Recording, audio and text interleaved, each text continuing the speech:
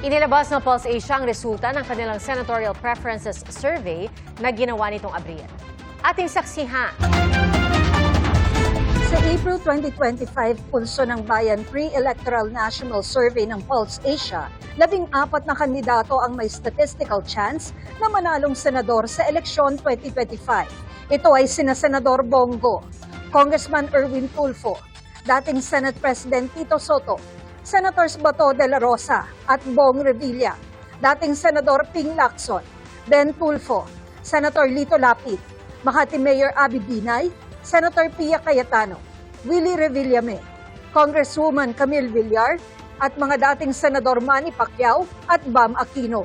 Isinagawa ang survey noong April 20 hanggang 24, 2025 sa pamamagitan ng face-to-face interviews sa 2,400 representative adults at 18 pataas.